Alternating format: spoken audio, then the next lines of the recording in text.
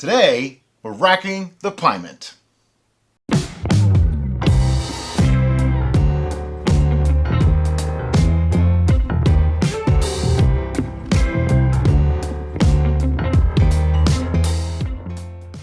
Hi, I'm Brian. I'm Derica, and you're watching City Steading Brews. Today, we're going to rack the Pyment. And so what that means is this is the primary fermentation vessel. We're going to take the liquid off of the lees and any sediment, put it into a secondary fermentation vessel, and take a reading. And why do we do that? We do that so that way we know what our alcohol level is based on our original gravity reading, and that we halt fermentation and start the clearing process. So we're not 100% halting fermentation because there will be a little bit of residual yeast transferred from primary to secondary, but the colony will be much thinner. Isn't she awesome?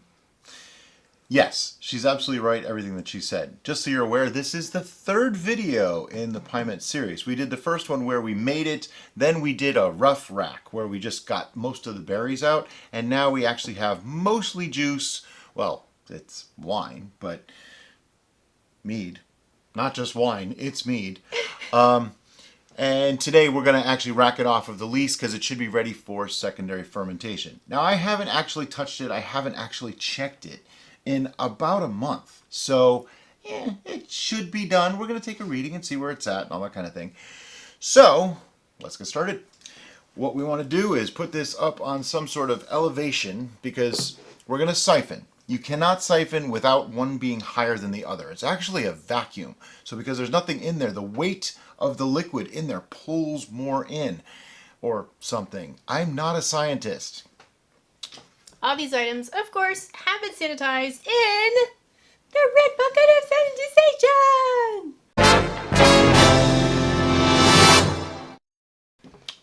Yep. Alright, so we're going to take our lid off and we'll give you a peek inside. So as you can see, it's mostly clear in there. If you look, you can see all the way to the bottom. And that's the idea. You want it to start doing that, and that means it's probably about ready to go. And to rack, we're going to put it into a pitcher, and then from that pitcher, it'll go into the fermenter. You can do it all in one shot if you really like to. I'm not, because we may have more than a gallon today, so I want to be careful. What we're going to do, we're going to take this guy, put it in there. She's going to put it about halfway down so that we don't disturb the lees in the bottom. And start pumping. Long strokes, nice and slow, and there we go. It's already running. Beautiful. And that's it. Let that go until it basically, as it goes, she'll slide that down towards the bottom. Now, because it's semi-clear, she can see. And if there's not a lot of lees, she can just go all the way to the bottom.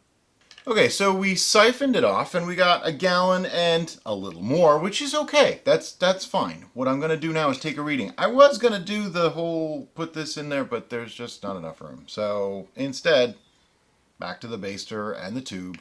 I could probably pour this, but not really in the mood to make that much of a mess today. So I'm just going to put some in here.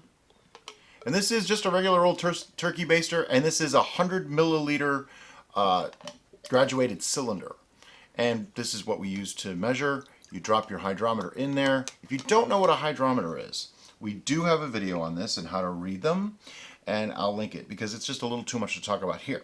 But what you do is you drop that in the liquid, hopefully not overflow it.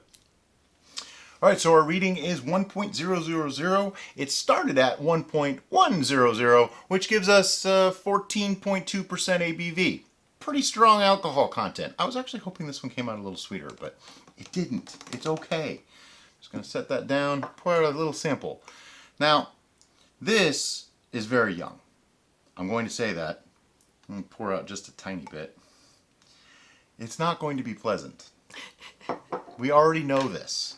The reason why, well, first, we like sweet. This came out dry, okay? That is completely dry. Actually, can you throw these back into turbos? So at 1.000, that means all the sugars have been consumed. It can be argued that it should be lower than that if all the sugars are consumed. that's another video. But yes, it is mostly all gone. So that's why we can say this is dry, okay? As we were siphoning, we noticed the smell. The smell is very beer-like. It's kind of odd, but I've noticed that before, and some people have asked about that themselves, that their cider or their mead smelled like beer. I think it's actually a result of a lot of the tannins and some of the different compounds that are produced, the sulfur compounds that are produced. So if you watched our initial video for the Pyment, we did, instead of using a black tea, we used the dried leaves from the grapevine itself as our tannic element. They might have worked kind of like hops. Plus all of the skins from the grapes. Those have tannins in them as well. The more I'm smelling it, the more it smells like a mead or a cider to me. It doesn't smell like a beer anymore. It has just the slightest hint of that beer smell. But I think a lot of that is the off-gassing. Like we said, this is really young, and we didn't degas it. I didn't degas on purpose because this is going to age for quite some time. Yeah. So I want to make sure that it can off-gas naturally and preserve itself with a blanket of CO2 in that bottle. She's going to reserve judgment till I taste it.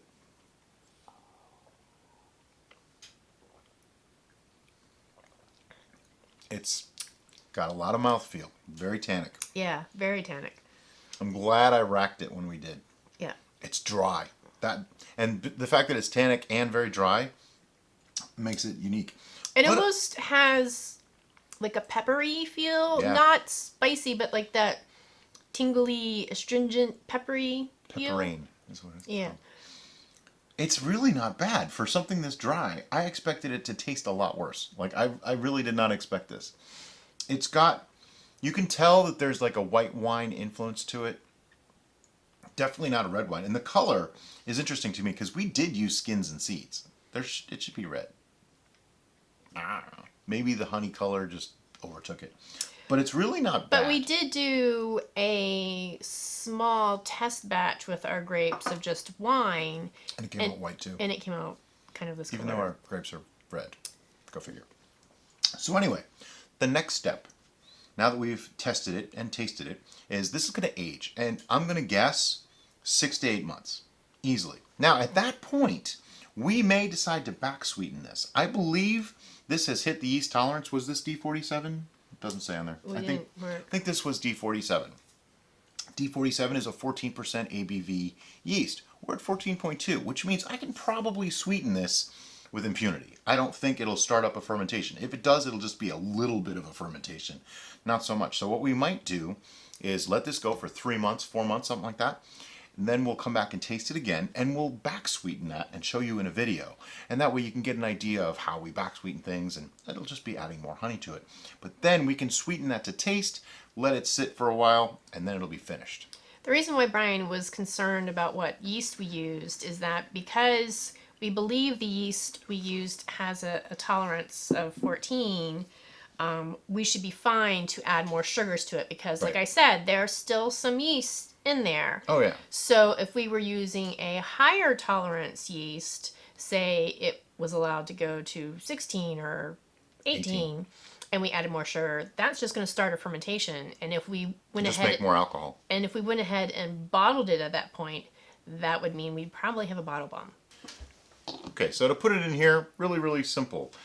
People are going to be concerned about, whoops, it's dripping water. We don't need that extra water in there. People are going to be concerned about oxidation. And let me talk about that for just a moment.